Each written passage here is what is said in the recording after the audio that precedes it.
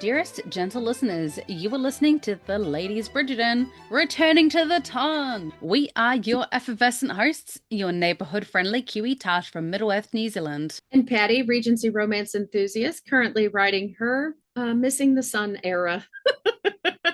I'm not in the sun anymore, and I'm sad. I have enjoyed all the sunshine for you, literally and figuratively.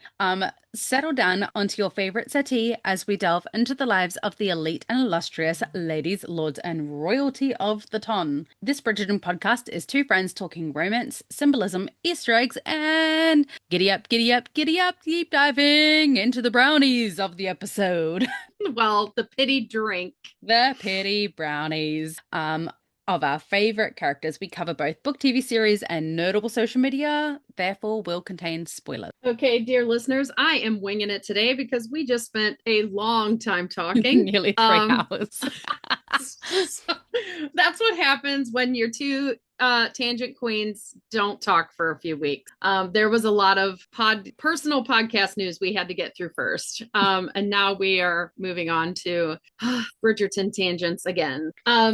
So today do you want to let our listeners, you go what we're talking about. Yeah. So today we're going to be diving into the floor breakfast picnic with Lady Tilley and Benedict, and what I now believe to be foreshadowing. That we didn't realize at the time was foreshadowing. And we also are going to get one of the sweetest scenes where we can see what love does to our Colin Bridgerton. We are closing the club, and the club, much like church, now becomes when two or more of these friends are gathered instead of a building. I was gonna say, you know, when the old saying, when one door closes, another door opens, and I feel like the doors of the club opened, but the doors of friendship between these four opened because we already know that we're going to be getting scenes with these four men like confiding in each other for worldly issues again in season 4, which I am really looking forward to. Yeah, and you said open, you meant to say close. When the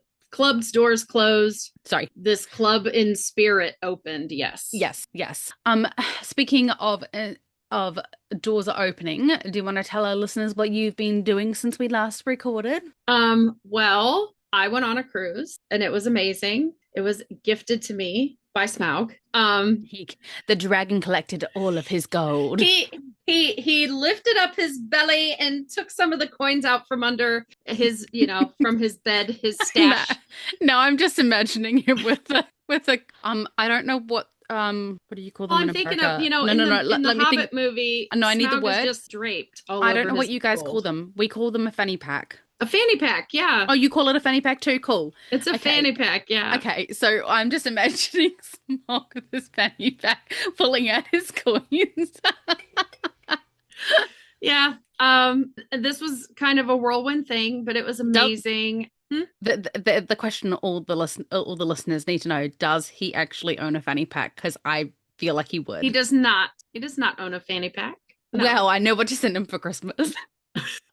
No, we are backpack people, both of us. But just to give you an idea, like, we're very similar people, but we are completely opposite in other things. Like, he's very muted colors, and as you guys have all seen my pair I wear, my glasses and everything. I'm very much sage green on him is perfection, just like Steven. I do like him in green, like the dino shirt's my fave. Yeah, it's my but he wears like muted blues and blacks and just muted colors. Gray, he wears a lot of gray. I am the pop of color, and that's really kind of our vibe. Like, he's the steady, consistent, responsible, and I bring the vibes. I don't know. This is the girl with her brightly colored poncho and her glasses with speckles of every color imaginable. Yes, I like. So his backpack is, you guessed it, black. My backpack is bright orange.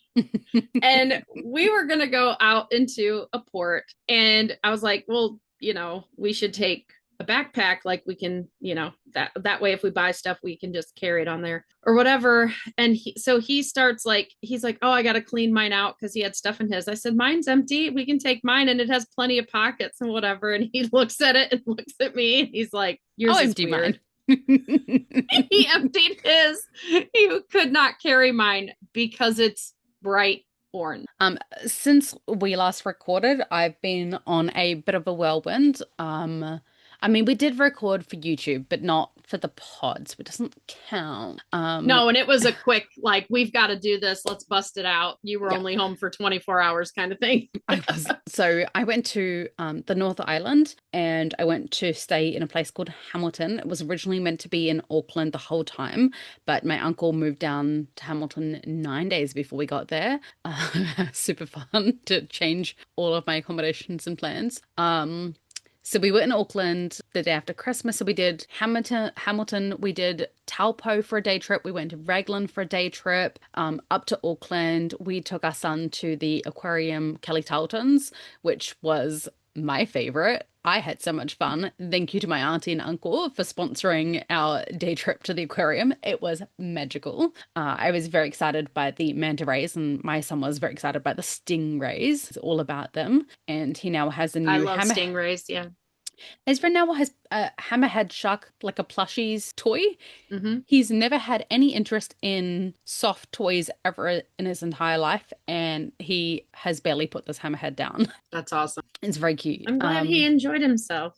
He did. And then we were home for one day, and then we went camping with 28 of my family, just a few. Yeah. And it rained for 4 days straight, and it was very full on. With thankfully, there's only 5 kids. The other ones were aged, I'm gonna say 11 to 18. The other kids, and then everyone else is like. And the kids weren't even what ended up causing issues. No, it was the full-on adults. It was the adults who were tired because they didn't take their naps when they needed to. Because mind you, they're in their 80s. In their 80s. They needed their afternoon nap. They needed their afternoon nap. Yeah. Yeah. So, yeah, we went for 6 days with 28 of my family. So it was really, really nice, but also really, really full on. And I definitely took myself out for day trips to go get good coffee and peace and quiet.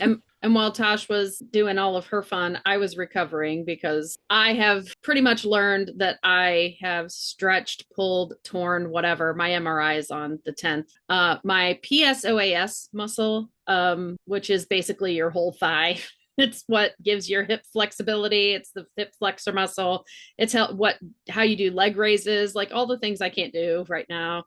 Mm-hmm. And my physical therapist, my doctor thought it was more my SI joint because I've locked it in the past, and it was locked, but I definitely unlocked that. And I'm still having issues. So I've been doing recovery and rest because that's what it calls for, and light stretching, not overworking it like you do when you walk 10,000, 12,000 steps a day on a cruise. I did have a lot of rest time on the cruise though. Like I did purposely could not overdo it, but it's still amazing time. And I've just been resting and recuperating since, waiting for Tosh to get home, literally messaging her like, are you coming home today? Yeah, it was kind of touch and go with the weather and the lack of naps, whether or not we'd come home what day.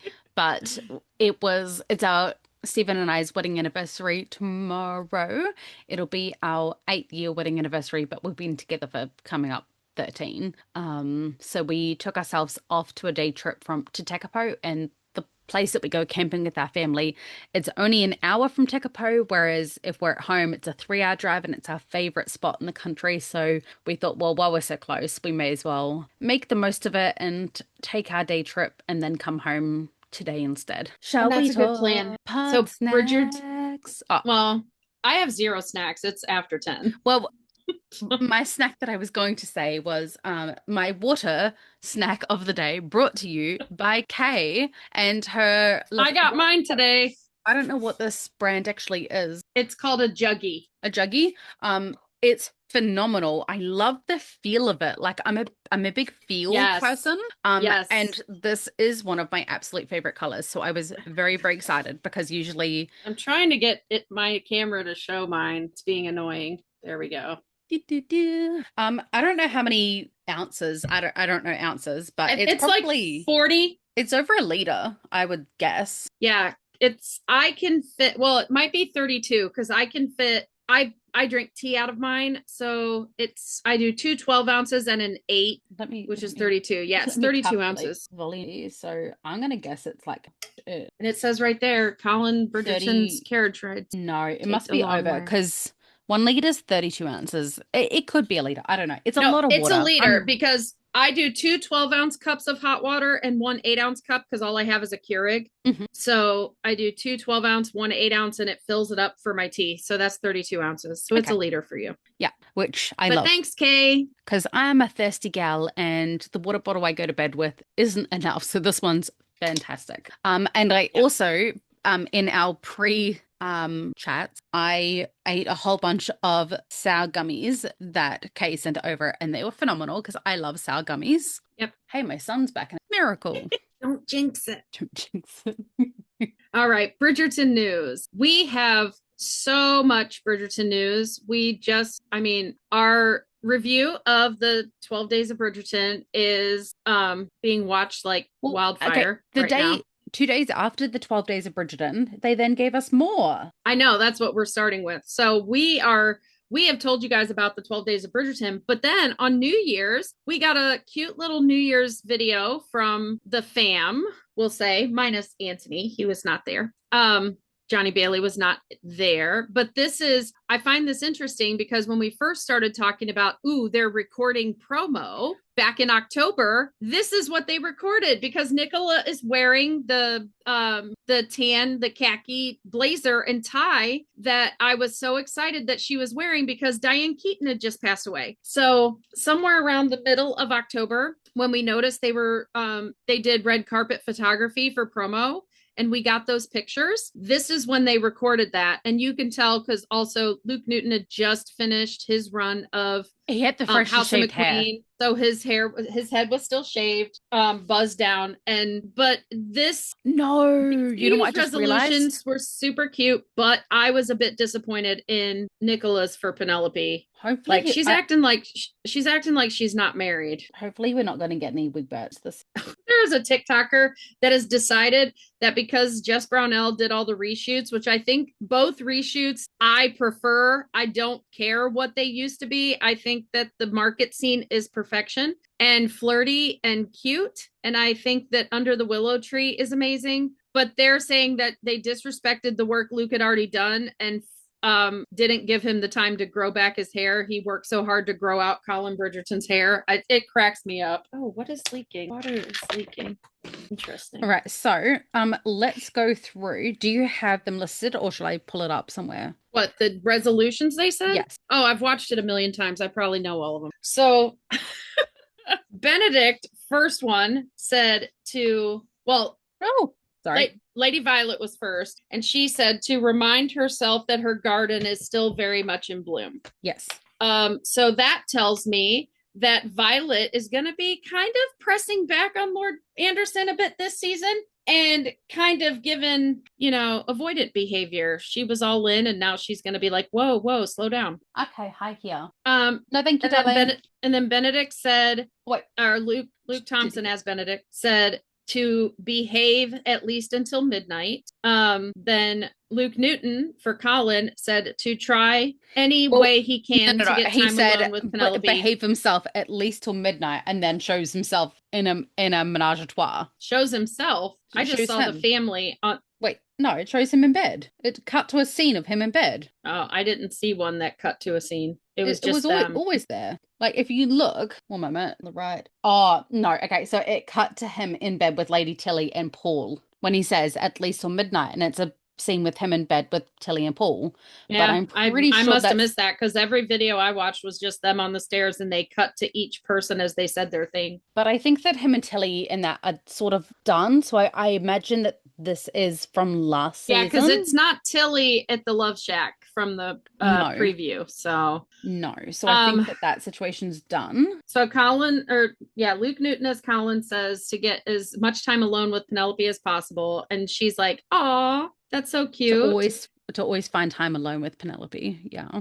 Yeah, and then she says to keep her quill sharp for the queen, Hmm. which plays into my thought process of how I feel like she's playing court jester to the queen. She's the queen's entertainment a little bit.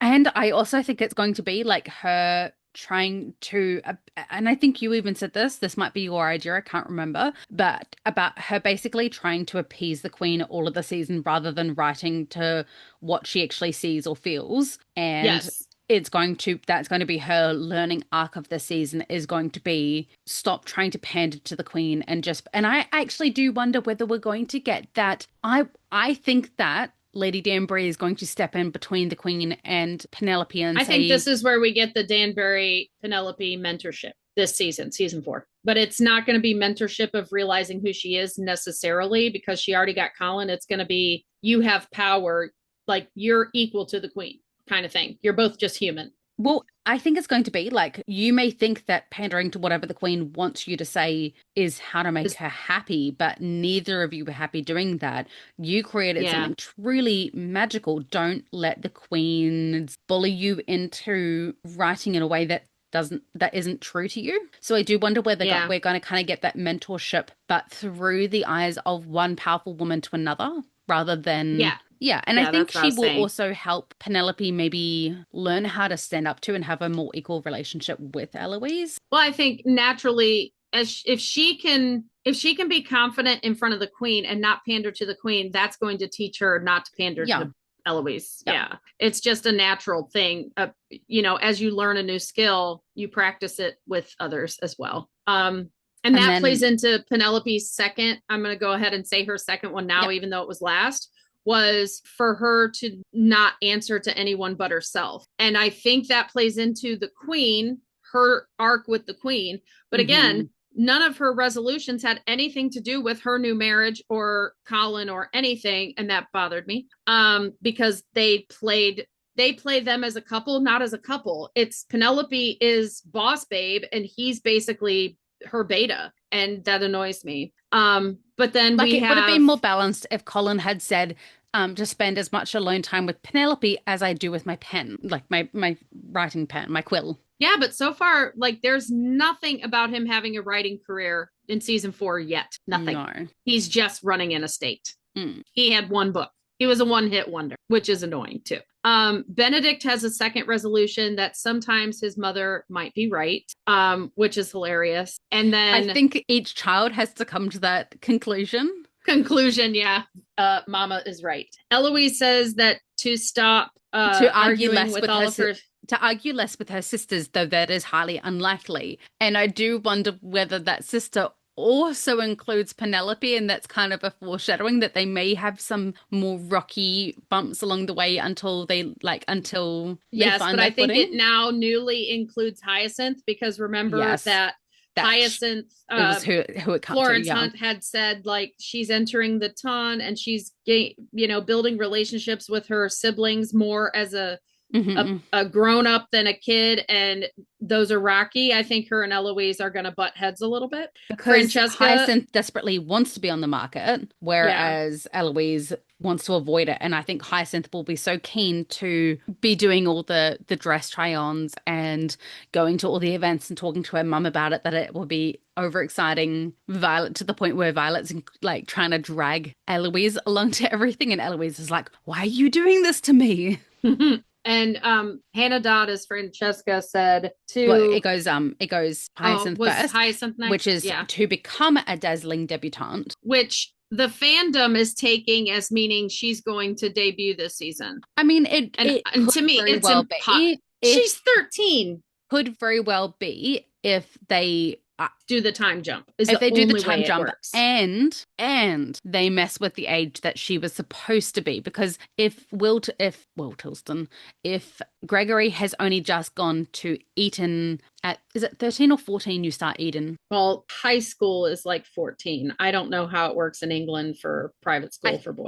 I think it was 14. So if he was 14 and she's 1 year younger, She's 13 yeah, so because a time jump would still only make her when 15. Antony, she was born when Antony was 19 and his father died. then he in his season he's 30. So So she was 11 in his season. I still can't fathom them doing a big enough jump because it was meant to be a 2-year jump. I cannot fathom it being a Right. big I enough think jump the for. fandom heard what she said and they're drawing conclusions, and I don't think that's accurate. I She's think still she's too young to trying. debut. I I think think she's she's trying, but trying to be a debutante, but I don't think Violet would allow her I don't think to. she's debuting. No. Yeah. And But then they are. Francesca.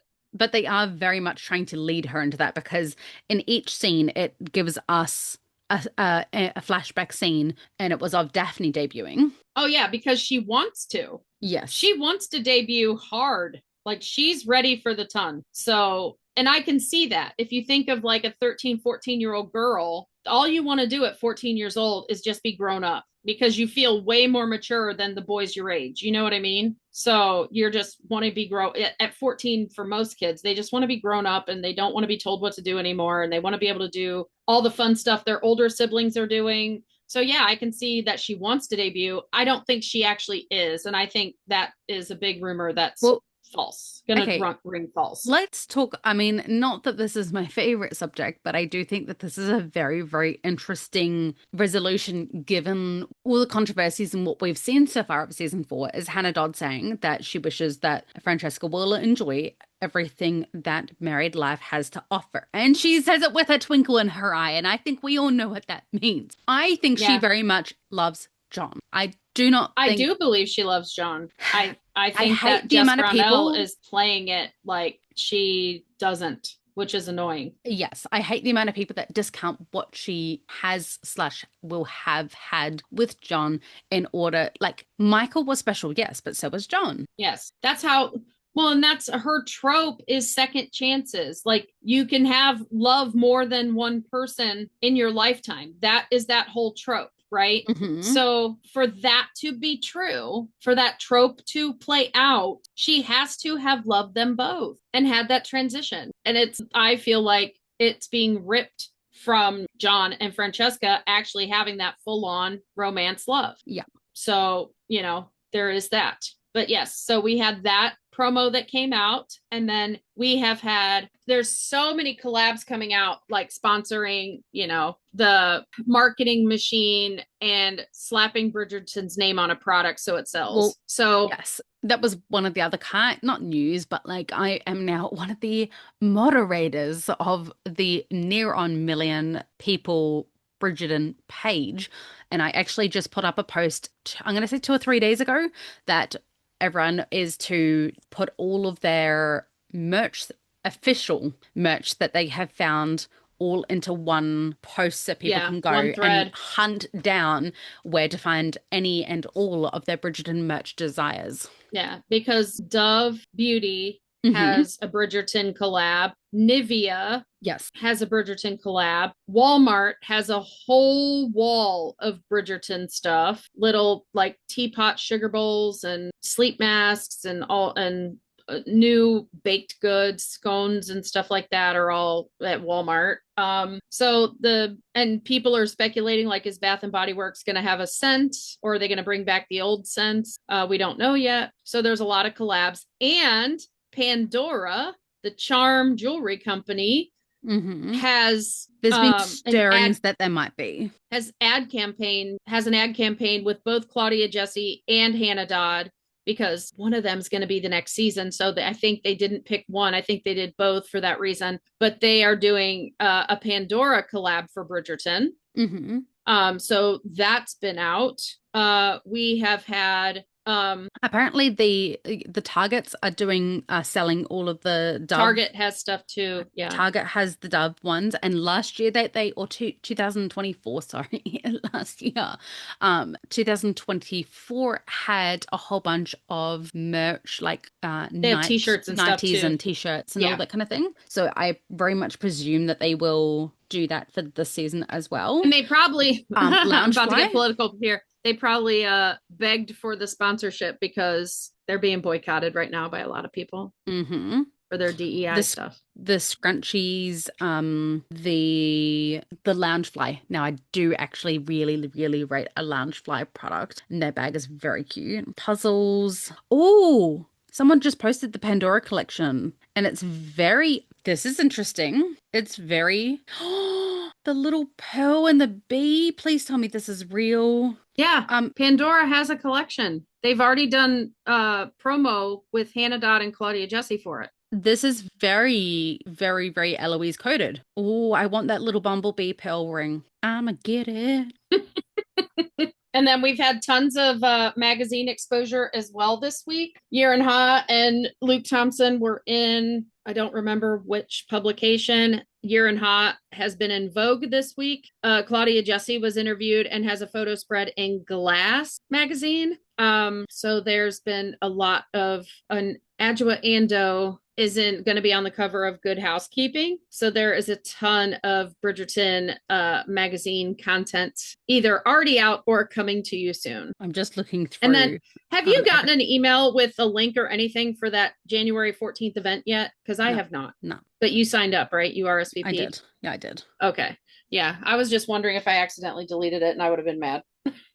I've just checked my junk mail as well because last time it went to junk. Okay, so that's all the Bridgerton news I have. Cute. I just got an email from our new homestay. Oh, cute. She's just said that she is going to Disney in Tokyo and would love to bring us back some tokens of our favorite Disney characters. That's so sweet. Aw, where's she from? She is from let me think, Miyagi in Japan. Cool. Mr. Miyagi is how I remember it. Yeah. So do you have any more Bridgerton news or are we moving on to analysis? I think we are moving on. Tilly and Benedict. Some jam. Yes. Okay, so we start out the scene. So we're just going to say the quiet part out loud. Benedict likes sticky stuff on his fingers and he's got to lick it off because we have a still from season 4 where it looks like he does the same thing. Should we just call him Pooh Bear from now on? Our little Pooh Bear. He's our little Pooh Bear. Likes himself a little honey pot.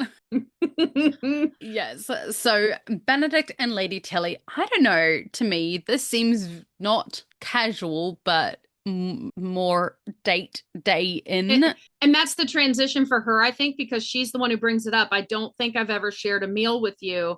And he's like, yeah, and like to him, he just like threw it away. Like, yeah, I don't think so. But she's realizing that she's moved beyond just trysts, just casual. Yeah. Yes. But it also bothers me in the sense of and I don't know how it is in the rest of the world. So if anybody wants to comment and let me know how this sort of thing happens in your part of the world when it does, because of the scenes we get later with Paul and because of his reticence, and then when she says kind of like to still be with her, he has to include Paul almost. That's almost the vibe I got. This feels kind of groomy to me. Like she's drawing him in, trying to get him to fall for her so that he's willing to do what she wants him to do or what Paul wants to keep her. I honestly feel like she is almost groomed by Paul herself. And I mean, granted, she is a powerful woman. She doesn't do anything that she doesn't want to do. But I think that maybe it was more Paul's idea than hers, because we could see that in the scene. I know I'm jumping scenes here, but the scene in which she is kind of saying, oh, I don't think it's the right time, rah, rah, rah, rah, and he's pushing for it. So I do wonder whether Paul is like, oh, well, I know that you've got this new relationship thing going, and he is now a safe enough place, because obviously she can't just bring any guy back and then be like, oh, and my dear friend Paul, because you're going to get beheaded for that kind of behavior, just trying it out with anyone, which is why I think that Lord Granville panicked a little bit with the whole Weatherby situation on season 1, because he's like, oh, like that was too soon to entrust him. He could tell Benedict wasn't ready. Yeah. Yes. Yeah. So, but I feel that, and I don't want to say buzzword names because we don't know what will happen to our content if we do. But there's most of the time when you are a person that wants to coerce people into relations with you, and you have another person that helps you groom people, they're a powerful person. They're not a patsy. Meek. And so Tilly is very much that powerful woman kind of, and this all just gives me grooming vibes, really. And I think because Benedict is so go with the flow and so lighthearted and love is love, and all those kinds of things, that he does make an easy, not target, but you know what I'm saying? Like, because I'm not like he goes along with everything. Like, he's not a victim in any of this, but I just didn't necessarily love the whole But applying him with alcohol to get him to loosen up kind of a yeah. scene. But there was a interview that he did where he was talking about Benedict, and he had always seen Benedict as lighthearted and, you know, the go with the flow and whatever, but he learns in season 4 like there's so much, like he's created coping mechanisms which we've talked about. Mm-hmm. He's got this depression and he puts on the mask of the clown to cover it up, and that's kind of Yes. how it looks like our thought process is going to come true in that vein. And really, you know, a person who is deep down depressed and kind of dissociating from life, which I think is the coping mechanism he's using. He doesn't want to delve into anything serious. I think that he goes along with everything because he doesn't realize what he's saying yes to until after the fact. Mm-hmm. Kind of. And so he just, and at that point, like he probably has, you know, like, oh my gosh, you know, he just abandons himself for others in the room. Like where Colin is a people pleaser, Benedict to me almost just self abandons. Like he just disappears into whatever situation he's in. And I think we're going to learn a lot more about that and the reasons behind it in season 4, because they're going to have to delve into that for him to be ready to commit Yes. to So Sophie. this episode that we're doing, although obviously we're focusing on the Gentleman's Club, I think a lot of the Gentleman's Club is very Benedict coded as well, when we get to see a lot of truth in him. But in this scene specifically, I think that you can. I sort of feel bad for Tilly because you can tell that she is starting to fall for Benedict, and you can hold that he is holding out for something else, running away from responsibility or whatever. Yeah, he's And at her house. but This is the first time they've had breakfast together or had a meal together, right? yes, And what is he supposed to be doing right now? Running the estate yes. But because Anthony's gone. you know what the scene reminds me of? Hmm. It reminded me of The Notebook, where Noah has that When they're in widow, the house. has the widow, and the other lady comes. And I do wonder whether we're going to get that Notebook scene where she's like, I just want to meet her. Like, I'm not mad, I'm not jealous, I'm not angry. You've just made me realize, and because she even says this in the later, you've made me remember what it is to love and that it is Right. possible to move on. It was very Notebook coded to me, and this Well, scene this just is the rom-com really, season. They borrowed themes from different movies, so I could see that. yeah. So this very much gave me Noah vibes, which Yeah. although he is toxic, Noah's my ride or die.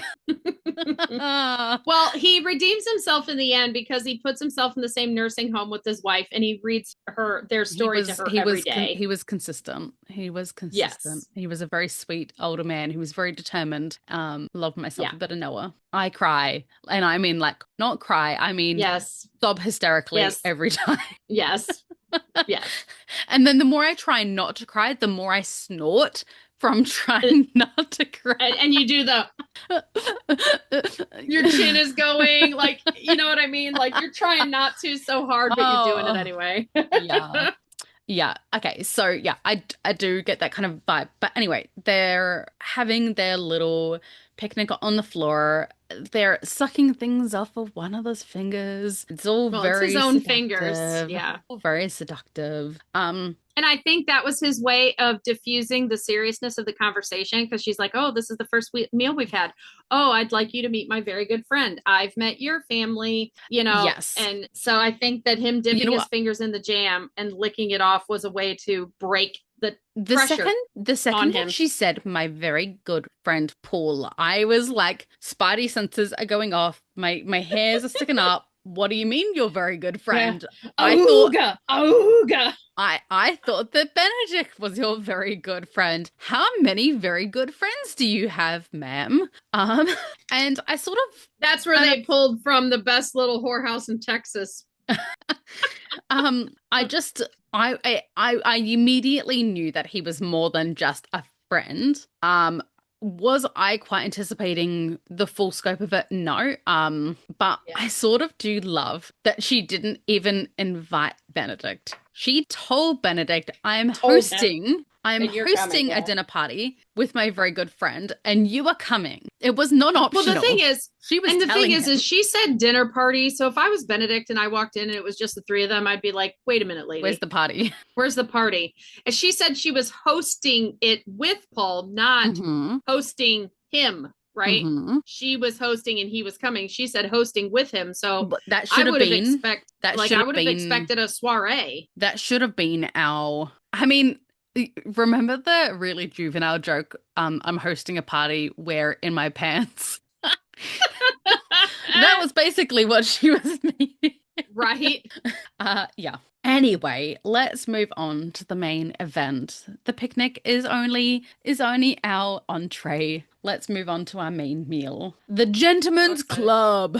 I love everything about the scene. This is one of the best scenes in season 3 that is not Colin romance. Like, I love every second of it. These men, these 4 men, create a bond of friendship that normally in all of the seasons up to now, we have only seen this kind of bond of friendship amongst women. We have not seen a bond of No, friendship. not between 4 men, no. But Simon and Will, beautiful friendship. Even if they were beating each other while doing it, they Mm, were still giving each other really good. they have history, Yeah. but they didn't have, I don't think they really truly had this kind of friendship because these men were completely vulnerable with each other. Will is, sad that he's losing the club. This was his means of support. He doesn't feel secure in the ton yet. And Colin was realizing the gravity of love and how it changes a person and how it just like he doesn't feel like he's up to the task a little bit right Hmm. here. Like Hmm. he's showing vulnerability, and I don't know if I like it's making me Well, stupid. every artist goes through this. If I'm not tortured, can I be a good artist? Kind of a moment.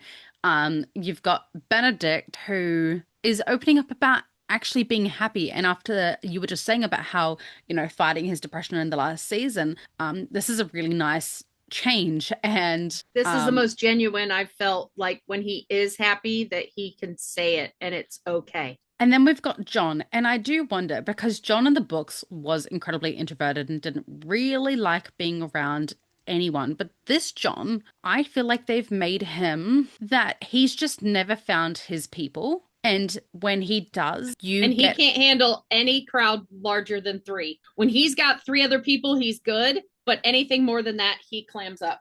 But what I'm saying is that he opens up and is funny and is witty. Mm-hmm. And I mean, yes, he's still quiet with his words. He's very particular about what he says, but it's not that he doesn't like people. It's just that he's so conscious of saying the wrong thing. But when he's around his people, then he opens up a lot more when it's safe people. Yeah, they don't put the pressure on him like society does. Yes, this is a Will and judgment-free zone. yeah, Will, Benedict, and Colin are probably the least judgy in the ton, Yeah, really. yeah. All of them don't give a rip about Lady Whistledown, honestly. Like, and you can, I mean, as much as Colin hates Lady Whistledown, he really doesn't give a rip about the papers. He's not reading them every week.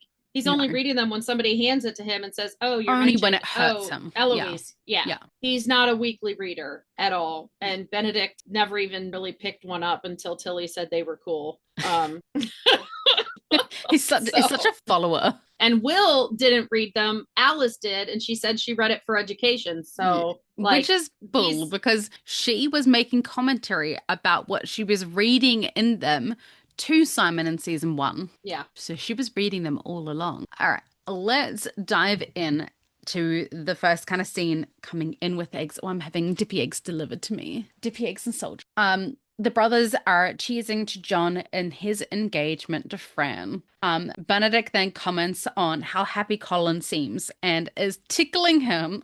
I love that they are grown men. Well, I love that ever since Colin like gets engaged and falls in love and he's back to his own little lighthearted self, that he gets babied by the whole family. But grown men tickling each other, I don't know why, but it's just adorable. Like when brothers do it to each other, like it's really lighthearted. Like you can tell that they're actually friends. Don't you tickle me. Get out of here. I said when brothers do it to each other. Sir. That was not an Hey, invitation. he made you dippy eggs. Let him tickle you. I'll live vicariously all the way across the world. It's not so much of a snack as much as a whole meal.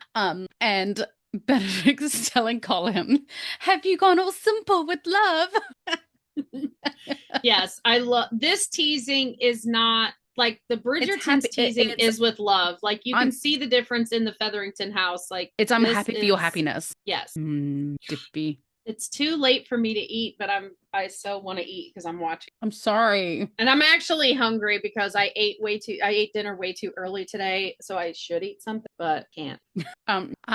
Yeah, the brothers teasing each other is definitely there's no like he's not even trying to masquerade as meanness in any way. Like he's genuinely happy for his brother. Yes. We even from the jump, everything Colin has been through, Benedict is like his greatest encourager. Hmm. And he needs that because Antony is Well, his biggest antagonist. and So I think because Benedict was probably one of the first people to realize that there was more than just friendship there, and he was just he clocked it in season yeah. one, episode 8. When Colin saw Penelope and needed to go that way, Benedict's like, okay, go get your girl. Like Yeah. looking at his eyes were like, I see what's going on here. He's known for a while now. He's just been waiting to happen. So like when your sibling is like, I don't know, the will they or won't they with someone, and it funny Mm-hmm. happens, and you're like, oh, finally, we can all breathe easy now. Yeah.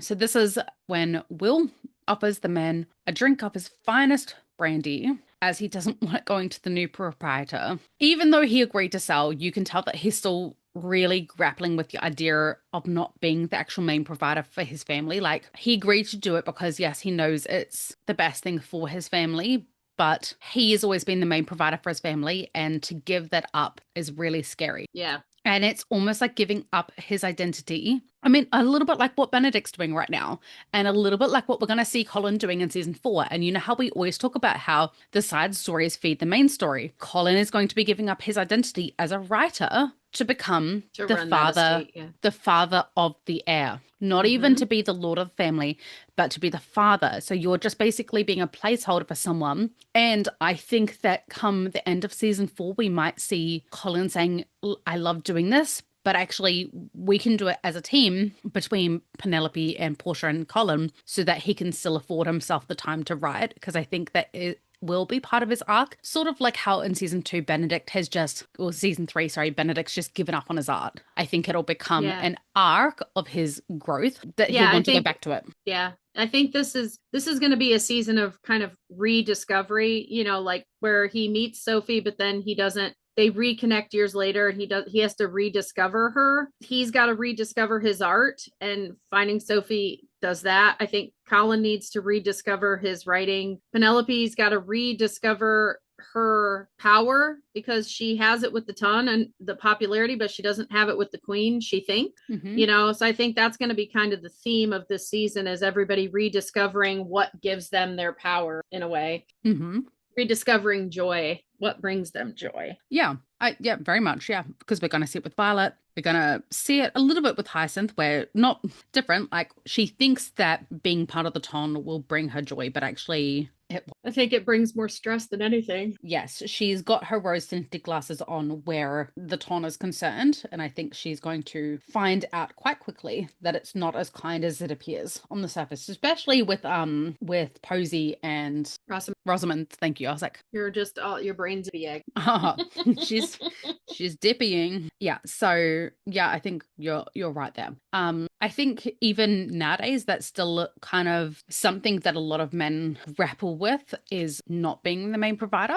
Yes, I'll say in America, I think that they grapple with not being the main provider because it requires them. Society has told them they have to be the breadwinner. No, I think it's that they're learning that, as women are also having to contribute financially, they're expecting equal effort in the domestic labor. Mm-hmm. And it's not as easy as it looks. It's not as easy as it looks. And I think they're going through their, like, I'm not going to put it negatively like most of social media does. I think that this is the male species come to Jesus moment. Like, this is really what women have been doing all this time. Like, this is hard and it sucked. And like, there's studies, like I just saw an interesting TikTok where a dude said, like, there was a study that occurred where they showed a clean room and a messy room, like it's the same room. Mhm. And they presented it to people being John's room or Jill's room. And it's the messier room when it was John's wasn't considered as messy as it was considered messy when it was Jill's. Mhm. And the clean room was considered cleaner when it was said it was John's than it was if it was Jill's. Yeah.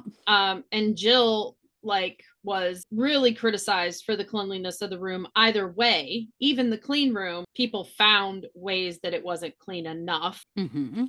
when it was presented as Jill's room, which, you know, is very interesting on what societal expectations are. And Jill single was given a pass, more of a pass than Jill married. Yeah. And working. Funny. Jill married and homemaker was given more of a pass than Jill married and working. Funny. In the study. And I think that's because the society believes that women should do either or. You are either going to be working and you hire in help, right? Yeah. Or you quit your job and do your responsibility at home, either, you know. So if you're trying to do both, you're failing. Like, society already sees you as failing. Mhm. So I think that's kind of where that came from. It was an interesting sociological experiment. Mhm. I found it interesting. I too. But so as you're digging into them eggs, like, I think we're at the point now, because he gets ready to pour, that we can talk about the obvious scene that this is sadness brownie. Yes, the pity brownie from Notting Hill, which, you know, remember Luke Newton brought up Notting Hill 9.5 million times during promo as being his favorite rom-com. He was not a rom-com guy before getting ready to film season 3, so he had to do some research and he watched a bunch and he really liked Notting Hill. Well, that's because they completely, you know, where they say ripped from the headlines for those TV shows or movies that are about a news event. This is like ripped from the rom-coms. It is an identical scene. It is just done in Regency era. Yeah. So instead of it being a brownie, it's a drink. It's a brandy. And it becomes the pity drink. Instead of pity brownie, we have the pity drink. So, and that was like, you originally clocked that because I think you had watched Notting Hill more recently than I had. So I only watched it for the first time right after Colin said it was his favorite. Sorry, Luke said it was his favorite, so I went and watched it. And then you were like, whoa, that looks familiar. Yeah, because I haven't seen Notting Hill. Like, I watched it after you brought that up, rewatched it, but I hadn't watched it since the early 2000s. Like, probably, I would say at the latest, probably like 2007, 2008. And then, like, right as he pours the first drink / only drink, I felt really bad for John in the scene because, like, he pours it and then realizes there's only enough for one. And you can tell that embarrassment where you offer something and then don't actually have it and then you feel embarrassed about it. You mean Will? Yes, sorry, Will. Yeah. But also, at the same time, can I also just state that no wonder that he wasn't doing so well as a barkeeper. The way that he poured that drink, he spilled half of it on the table. I'm like, sir, that's your profits down the table. He spilled it and he doesn't do inventory, obviously, because he has no idea it's only got one drink left. John's the one who knows that there's more. Good old John. That's hilarious. He'd be great at doing inventory. So is this your way of saying, Will Mondrick, don't quit your day job?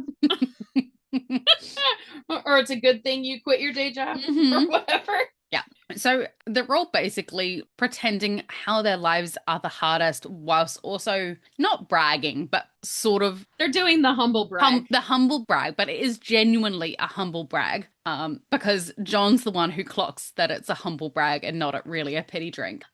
So Colin says, if it is a pity drink, then perhaps it should be mine. And Benedict thinks that this is the funniest thing he has ever heard because from his perspective, Colin has like a royal flush going with his engagement to Penelope.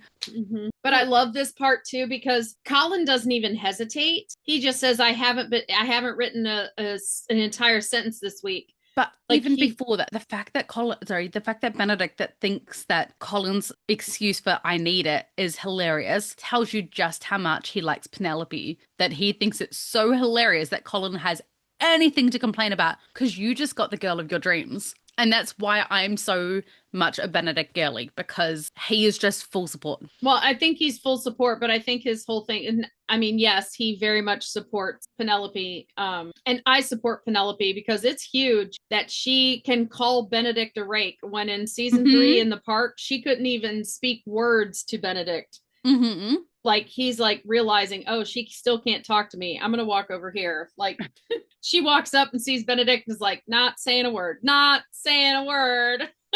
But then season 4, she's like, you're a rake. Yeah. But Colin then admits that he has been writing and that since his engagement, he's essentially had writer block. And I love the Mhm. kind of non-pressury way that Benedict responds to Colin writing his manuscript. Like, oh, I'll have you now. Like, he's like joyfully teasing his brother, but it's not teasing in a mean or even like jokingly mean ways. Oh, really? You know? Yeah. Oh, are you? Like, it's totally awesome. He's Mm-hmm. just picking with them so much. Mm-hmm. But he also doesn't do it in a, oh, you're writing a book. Tell me all about it.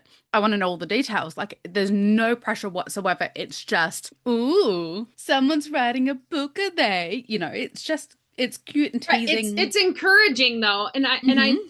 I love the fact that even considering like a few steps ahead, a few scenes ahead, when he's talking down, and honestly, I think the whistle down reveal is more about Colin losing his dream of being a writer Mm-hmm. than it is about Penn being whistled down. Because this scene tells me that, because he is telling his closest friends at this point. Lord Mm-hmm. Squad's long gone, right? Yeah. I mean, we know from the They deleted were never scripting, friends. he gave a big old FU to those guys at the F end of you episode 4. very, very Um, so this is much. his friend group now, and they're encouraging, and he had no qualms. He didn't hesitate. He said he couldn't write. He'd been writing. He's editing his journals. Like he's telling all of it. He's proud of himself, and you can tell he's proud of himself that he's doing this, that he might have found purpose.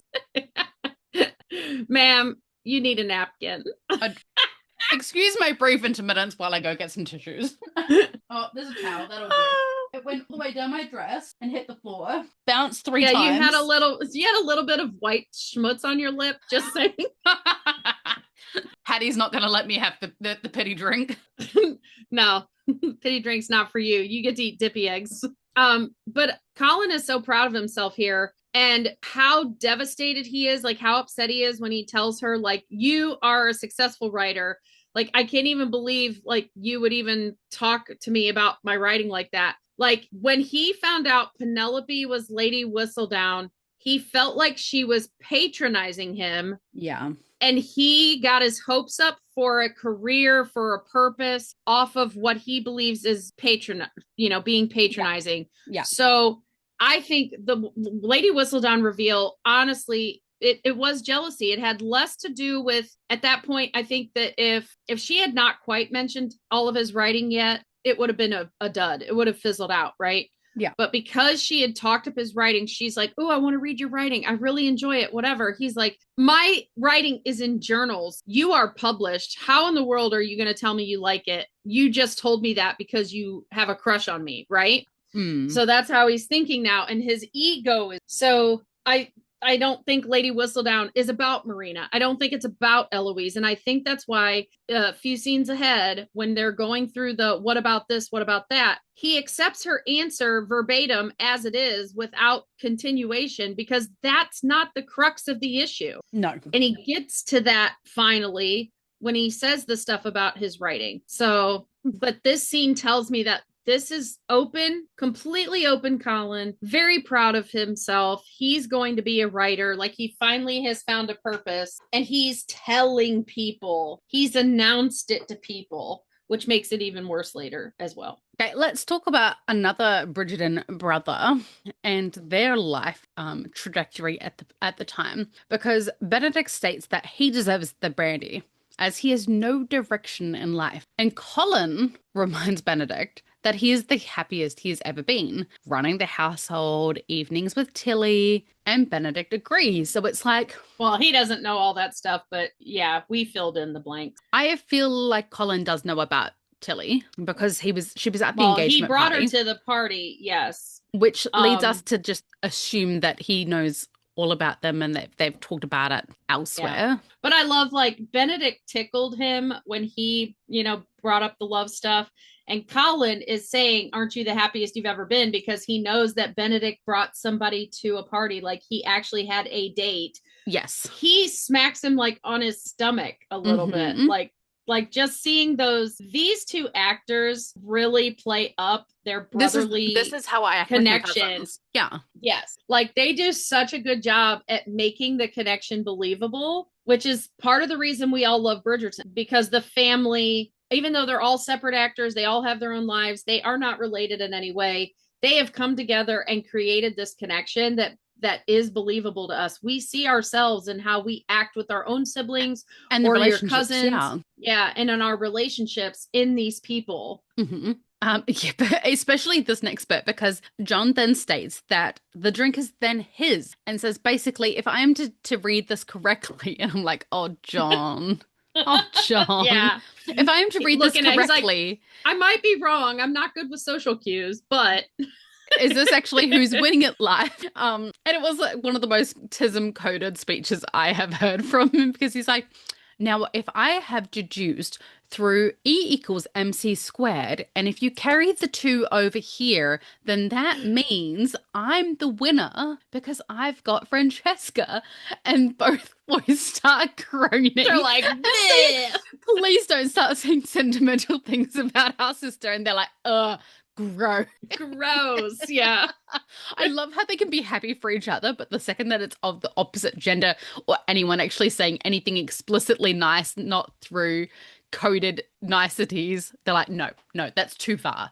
No, they Please. have to cut it off because, okay, so Colin can tell Anthony and Benedict that the engagement happened rather swiftly and everybody Hmm. gets it. But John, I think everybody's already figured out he's a little tism coded and that he's Hmm. pretty direct. And they're like, no, zip it, zip it. We We don't want to can't. know. Like, No. if anything went swiftly, we don't want to know that about our sister. Like, stop right now. Stop No. right now. Thank you very much. I Like, need stop somebody in with a the name tism of love. touch. Stop in the name of love. We don't Um, want to hear that part. But John, who is far quicker than anyone believes him to be, because they all think that he's about to start talking about Francesca, and he very well may have been, but then side quests to say that he He's is got the to most save himself. fortunate. Yeah, I would never bring up her. Ew, who even is she? She's got cuties. Yeah, this is like the little rascals. No girls allowed. Sorry, I um, brought them up.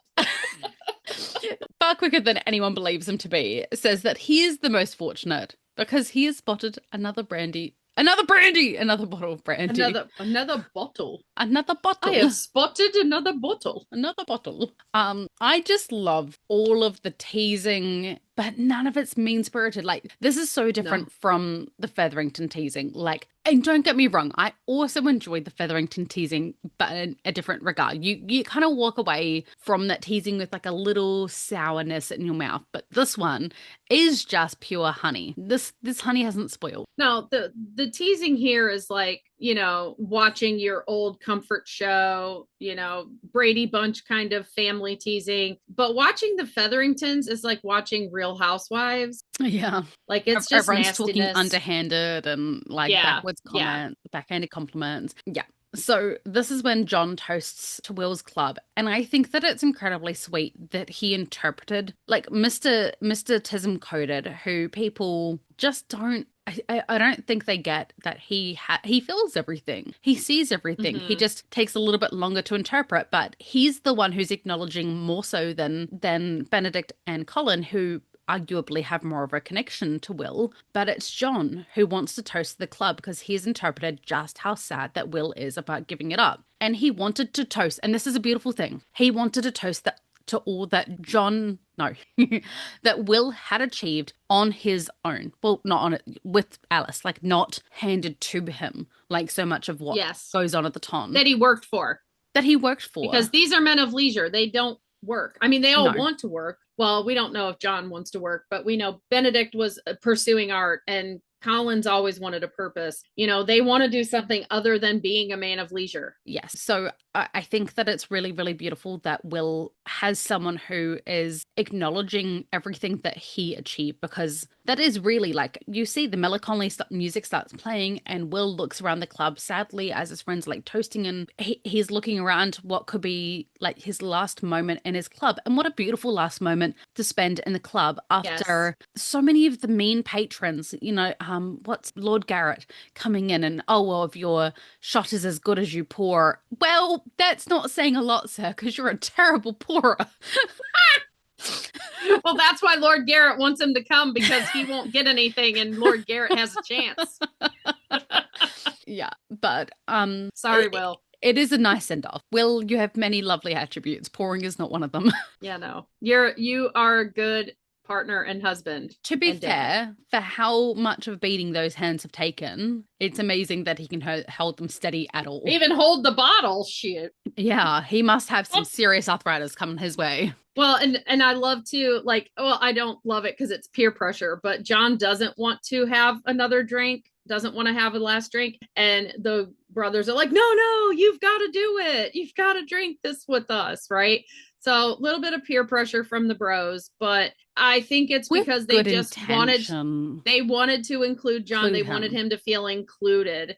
And, they're forming their club. Like, I love that when John says to the club and they all toast the club, in that moment is when I felt it leave the building and it become the four of them. Because honestly, Benedict and Colin are the whole reason his club grew. It wasn't anything he did on his own. No. The Bridgertons helped him get established. Yes. By bringing their friends there. Yes. And especially Colin with the whole the mine scandal. Like, Will was the one that helped uncover that as well. Yeah. Yeah, I was brain farting trying to think through Will's involvement and all that. Could have had Will as a flower girl.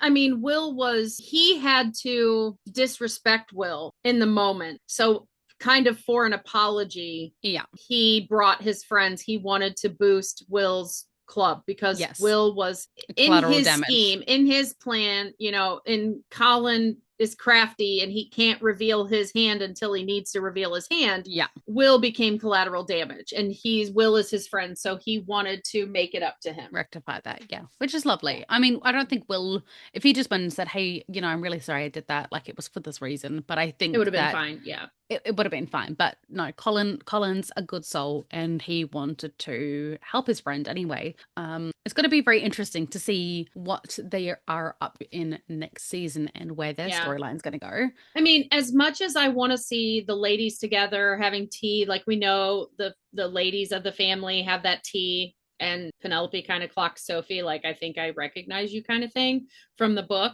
And I'm pretty sure we're going to get that because Simone Ashley just said that she had filmed like a scene with the sisters, basically with the girls. So I'm pretty sure we're going to get that little tea, which will be great. I am all like Bridgerton bro scenes, yes, but I want a club scene. I want to have a grouping of the club. And I have a feeling that when John is no longer at the table, that's when Anthony will come back or Sir Philip joins. I'm actually really, really looking forward to those sister scenes where they have the teas together. Because I saw someone say the other day, like, why, if Penelope is now married, why is she still barging into Bridgerton house when she has her own house? Like, why is Eloise not coming there? Did you see my comment on that one? No, I didn't. I went to cap that and snipped a picture of episode 8 where they're sitting in Featherington house and they're having their moment before Colin comes in and says he ruined everything. What are you reading? They are not in Bridgerton house. They are in Featherington house when they say you're a rake, because that is the Featherington settee. So like people learn your sofa. But I mean, regardless, Bridgerton house is like, I moved out of my parents' house. That will always be my home. Like, not that. And Eloise is still her best friend. And that is the grandmother of her child. And it's right across the street. Her mother still lives in her house. She's still going to be escaping her mum. Like, Bridgerton house is the place at where she has felt safe. Whenever she wants to go, like, escape her mum, she's going to go over to Bridgerton house and go have tea parties. I do wonder whether Portia will try to secure herself an invite. And so Penelope will just not tell her the day and like try I to don't escape think, out the no, I Penelope's gonna still don't escape think, out the servants' entrance. I still don't think Portia wants those expectations. So no, I No, don't but see she that wants happening. not because she likes Violet, but because she wants to know the goss and she wants to be included in things just for the sake of it, not because she actually wants to be there. But I'm actually, you know how we talk about the gentleman scenes. I'm really, really looking forward to the season 4 from the book where they have the tea parties, where it's, you know, Eloise, Kate, Violet, Sophie, Penelope, Hyacinth. Yeah, because see, here is the settee. The other settee is all blue at the other end, but this is the settee in Bridgerton House Yes, yeah. with the light blue stripes. Hmm. And the Euro Rake settee is the dark stripes with the gold, which is the. But my point was, it didn't really matter whose house it was. Like, Penelope's allowed to be wherever she wants to be. She's Lady Whistledown. It just amazes me sometimes the things that people decide are something to harp about. Yes. But it's because we love this. Invested in everything. Yeah. Invested in all the little Um, details. we are going to wrap it up here because I do need to get my little man into bed because I only just traveled home today. Like, we only just got home. I got And home, I walked in the door, we and I had a called Patty. we had a miscommunication about whether we were going to actually record or whether we were just going to have a gossip Chat. fest. And so we started late because I thought we were just having a gossip. I did not realize we were recording. Yes. Okay. Where are my notes? For today, gentle listeners, we will leave it there and continue on next week's episode where we will be reading the reading of the bands, which I am so The church scene. I'm so excited. the tense and Yes. all of it. It's gonna be its own moment because that is We are going to like celebrate. Let's dress up for it. I love how you say that as if I don't wear dresses, like pretty dresses every I'm week. wearing pajamas and a blanket poncho. I mean, I'm not going to dress up a lot, but I want to do something special for it. I don't know what yet though. Let me find some butterflies, okay? I'll find some butterflies, put some Maybe butterflies maybe I'll actually go to the bakery and get some macarons. I can definitely myself some mechans. If you have anything in particular you would like us to cover or any Bridgerton knowledge you would like to share, please head to our Facebook page, The Ladies Bridgerton. And if you are enjoying our podcast, please remember to like, subscribe, and leave comments wherever you are listening. Additionally, we really, really appreciate it when you shout out us to your friends. Like if you're enjoying us and someone's talking about us and you're like, Bridgerton. hey, check out the Ladies Bridgerton. It all helps. It would be lovely if we could grow our formula. That's not the word I'm looking for. Our family. Yeah, grow our community. We'd love it. Grow our community. I love what we do here. And oh yeah, and celebrate us. Our Facebook group just reached 2,000 members. Yes, that was actually the day. Like I clicked it and then it like ticked over to 2,000. I was like, oh my God, so exciting. And our YouTube only has 120 subscribers. So if you are in our Facebook group and you have not subscribed to us on YouTube, please go do so. It just helps us get a bigger reach. It helps us with the algorithm and we're able to bring more content then. And once again, a huge shout out to our Patreons, which are our lovely Maria, Sarah, Anne, and Julia, our absolute ride or dies, our rarest gems, if you will. Yes, and we have a new pod snacks. And I'm still not sure who it is. Is it we JK? thought maybe it was is it Julia? The wrong thing. It could be Julia. It could be Julia because I went into Patreon and she had asked how to because it came through whomever you are, JF, it came through as JF. So like Jacqueline is Jacqueline Jensen, that's JJ. And Julia has a K last name. So I don't know who JF is, but whoever you are, JF. And then just to go down the list again, we have Maria, Amber, Diane, Maria again, Ruth, Sarah, Diane again, and Val, and Marianne, and Susan. Those have all contributed. And I'm going to mention it here. I did send it out to our Patreons in our quarterly Ladies Bridgerton Society papers that you all graciously said for us to keep the money from the donations to try and get me to New Zealand to reinvest into our podcast and everything. And we decided we are going to hold it. It's going to sit there. We're still going to collect. If you guys want to be a Pod Snack sponsor, please donate. But everything's going to stay. And we are focusing on season 5 now. We're not going to make season 4 me getting over there, but we're going to take the time and we're going to make it happen for season 5. So Preferably when Patty doesn't have a broken bum body. leg. Yeah, I don't want to have a bum leg. Yeah. Yeah. Unfortunately, they yeah, just surprised us earlier than we were. I mean, we're happy, but we weren't anticipating the next season and I dropping wasn't for another anticipating 5 my months. summer. Like I went through a lot of different financial things in the summer and that affected my savings goals for it. So, but yes, if you still want to contribute to the New Zealand trip for season 5, please do so. And you will be announced as a sponsor for Pod Snacks, sponsoring us in general. We greatly appreciate it. And once again, thank you for listening to the musings of two mad, finally home holidayed out women. Holidayed out. We're our social meters toast. Let me tell you, I am ready for my bed, and not in the Bridgerton kind of way. I just want to. Oh.